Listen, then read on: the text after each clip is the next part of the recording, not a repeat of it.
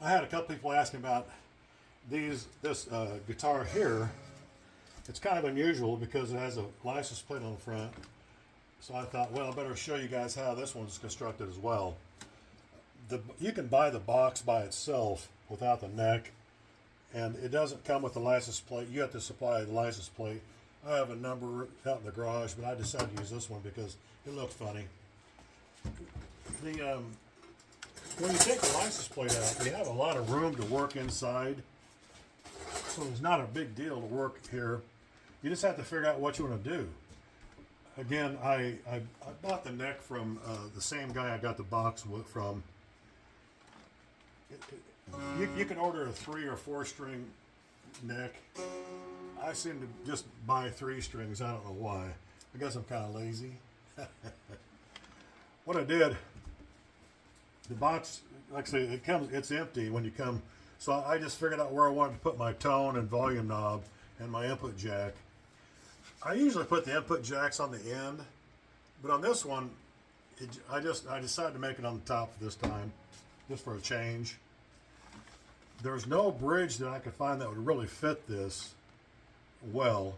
So based upon things I've made earlier and I've seen other people use, so I thought, well, I'll use a bolt and a nut type thing to put on here. And this one was a little bit too big. So I went to the hardware store, bought a smaller one that had, so you keep the strings pretty much off of the fretboard pretty good. I had this in the garage, this old striker plate when I changed locks. And I just put it on the back here. I screwed 3 holes in it for the strings. I bolted down these monster nuts here. That's my strap connection.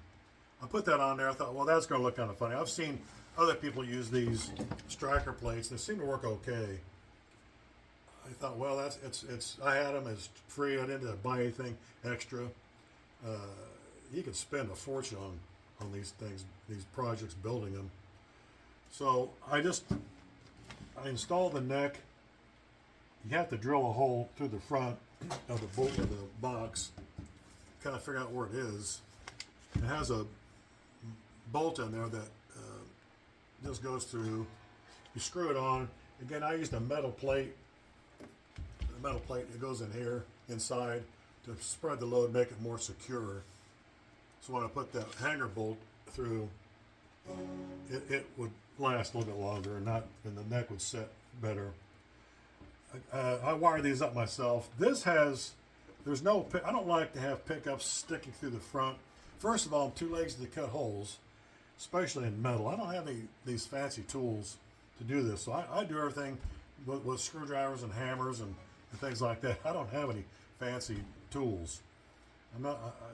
So I use these phantom pickups that seem to work okay. Luckily on this one, since this is metal, it sticks to it on the back, and so it's a phantom pickup. It really is powerful enough to pick up the resonance of the strings through the metal. And I've used these phantom pickups on every one of my builds. They work fantastic. Again, you can change this license plate out to whatever you want. It's your option. And I use these strings pretty much on every build. I got 42, 32, 24, and again this is tuned to C, D, G. So when you strum it, it's an open G. And that seems to work for a lot of people, a lot of songs. I know a few guys that can play guitar really well, and they bought a couple washboard guitars from me. They're able to play just I hand it to them, they start playing it right off the bat. They were able to figure it out. I'm not that smart. I'm kind of a functional illiterate when it comes to music, but I like to tinker around. I like to build things. It's kind of a challenge for me. And I had I had the idea that I wanted to build a hybrid guitar, and I thought, well, I want to try something different. If I could ever learn how to play guitar, if I ever get my hand where I can flex it and things like that better, I thought I could go out and do some busking with this. So I made a double-decked guitar. I used the same box as the other guitar, but the guitar, this box comes pre-drilled for these potentiometers for your volume and your tone. So I thought, well, I could turn this around and make this into a double neck guitar. So I've built these two necks. I think if you look at the other videos I build these necks here in my basement by hand.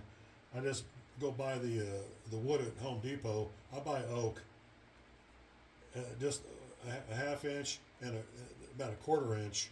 I layer them because I don't want them keep them from flexing too much. Again, I sand them down. I put this heel on here. I sand them. Then I stain them. Mount the hardware on here. Put the anchor bolt in here. I put the front boards again I get from that one company. So that's what. And these are not not finished. I put this together so quick I wasn't really worried about how it looked because I knew I could go back and stain those.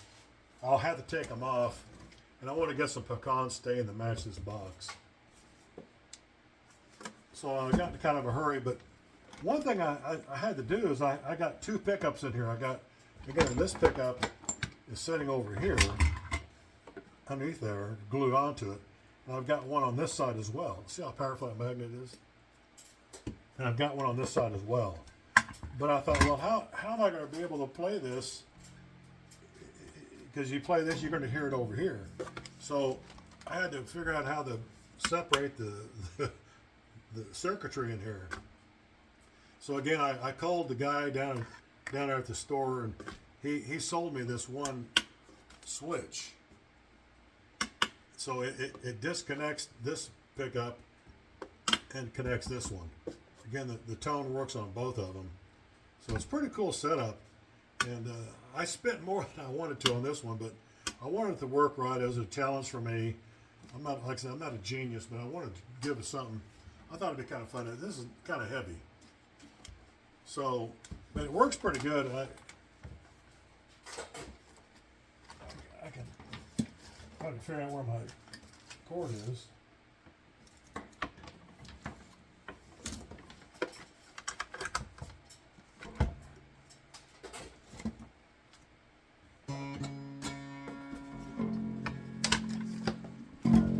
See, if you put it in the middle, you can hear both. But if you switch it, so this one I just put a bass string on this one just to give it a shot. What I'll probably do is end up putting this 4 strings and leave this a 3. They're not in tune, but everything works. Again, that plays both of them, and then that just plays the top one. I just thought it was kind of fun. It was a challenge for me. My friends think I'm crazy, but to me, I'm learning things all the time and always trying to figure out how to do things better. I wish I was better at craftsmanship and woodworking, but I'm doing the best I can with what I got. I don't want to spend a fortune on tools. So what I'll do is I'll have to go back and take these necks out, sand them down a little bit more, stain them. But I got to figure out. So this one has four. It's a 4-cut nut on there, so for 4 strings. So I've already made this for 4 strings. I'll probably end up taking this bass string off, putting in a bigger bridge down here to accommodate 4 strings. I'll probably end up selling this to somebody who wants a guitar, kind of a show guitar. There's a place in Winfield, Kansas. Every September they have Walnut Valley Bluegrass Festival, and I could probably take most of these things down to there and sell them. But I thought, well, I don't know. It's a lot of work. But I have fun doing this. So I'm going to, like I said, eventually I'm going to take this make this to a 4-string up here, leave this a 3-string. This is already set up, the pickup's already set up. All I gotta do is put another bridge down here. No big deal, pretty easy. Just drill some more holes. That's the tough part, drilling these holes. But that's just what I do. Anyway, that's my story on my double neck guitar. Let me know if you guys got more questions. Thanks.